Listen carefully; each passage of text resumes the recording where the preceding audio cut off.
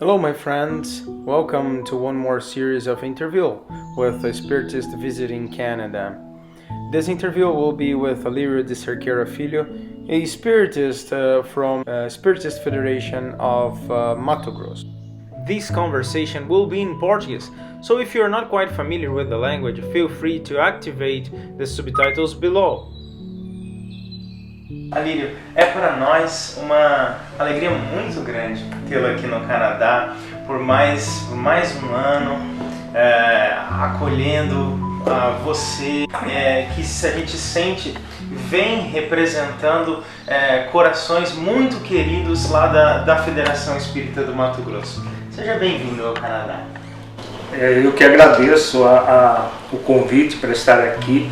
Como eu disse recentemente em Montreal, é sempre um grande prazer vir aqui ao Canadá, ver o crescimento do movimento, ver como que esse movimento aqui ele tem se tornado um movimento verdadeiramente cristão, né? Que a doutrina espírita tem um grande objetivo de reviver o Evangelho de Jesus em espírito e verdade.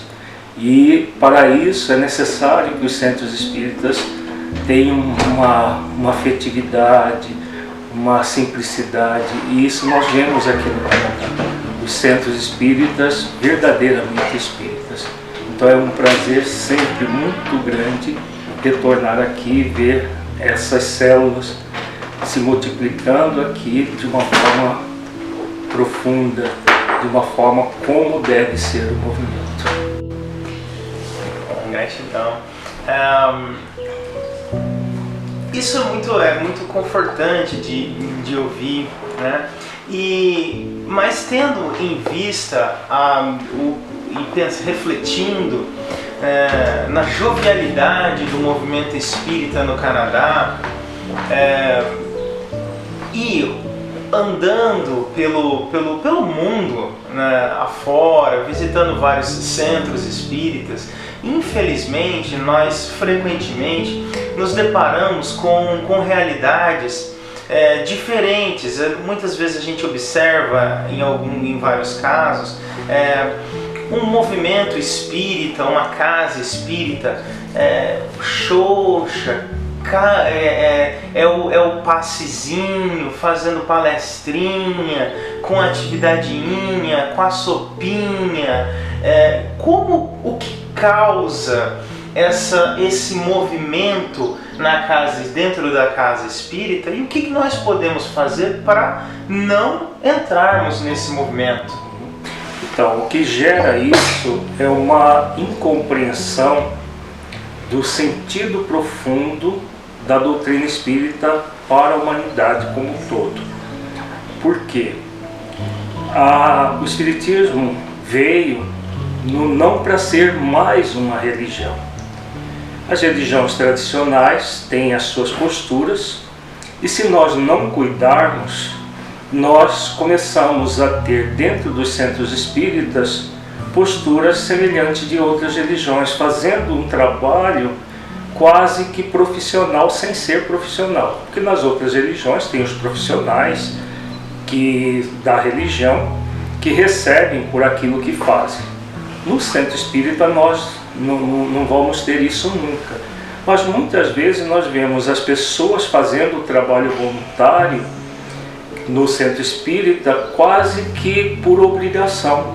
E quando nós entramos nesse movimento de fazer algo por obrigação, nós não vamos ter aquele entusiasmo necessário para que o centro espírita leve realmente a doutrina espírita a contento.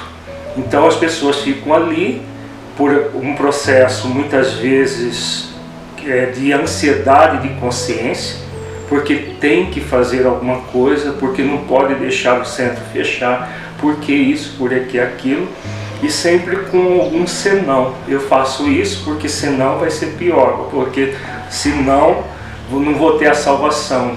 Tem várias formas da pessoa justificar aquela situação, e aí o trabalho fica morno, o trabalho fica praticamente um processo de realizar a tarefa do bem por obrigação.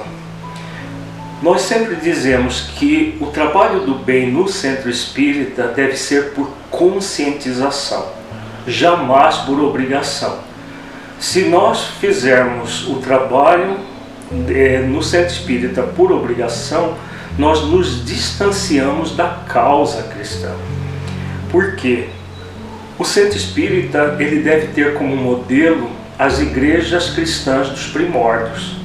No livro Paulo Estevão, Emmanuel descreve como funcionavam as igrejas cristãs dos primórdios. Basicamente, ele descreve detalhes de duas igrejas cristãs, a igreja de Antioquia e a igreja de Corinto.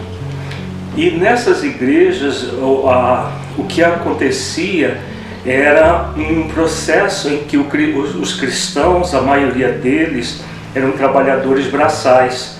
Trabalhavam durante 12 horas, naquela época era de sol a sol, de 6 da manhã a 6 da tarde. E Emmanuel diz que eles aguardavam a noite para, cheios de júbilo, ir para a igreja 6 dias por semana.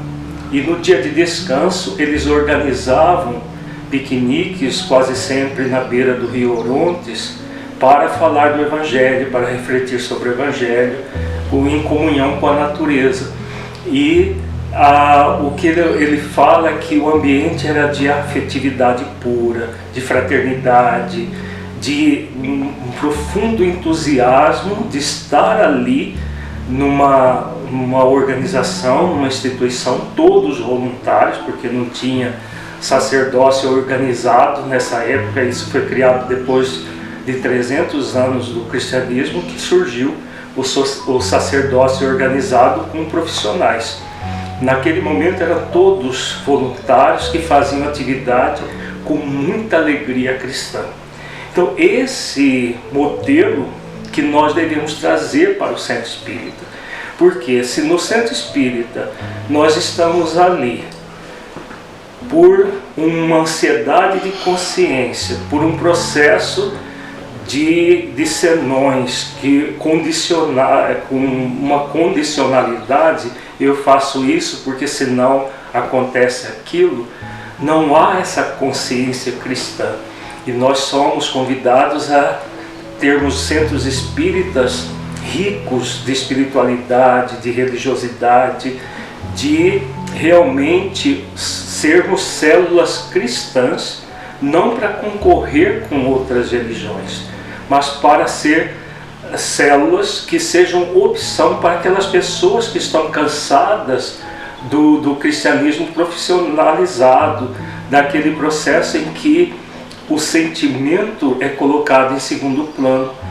No centro espírita nós devemos colocar as virtudes cristãs em primeiro plano, a começar de nós mesmos, sentindo entusiasmo pela causa do bem, sentindo o valor daquilo na nossa vida.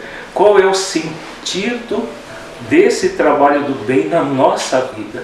Então, quando nós refletimos tudo isso à luz daquilo que a doutrina espírita é, o cristianismo redivivo, nós vamos ter centros espíritas realmente pujantes do ponto de vista espiritual. Os núcleos, os centros podem ser pequenos do ponto de vista físico, do ponto de vista de quantidade de trabalhadores, porque Allan Kardec mesmo coloca o centro espírita tendo poucas pessoas, e ele vai ter mais possibilidades de um processo de mais homogêneo de pensamento.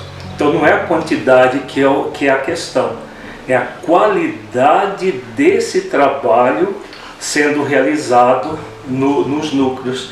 Então, quando nós temos essa consciência espírita, nós vamos ter centros espíritas riquíssimos em espiritualidade, que vão fazer diferença na psicosfera do país onde esse centro espírita está localizado.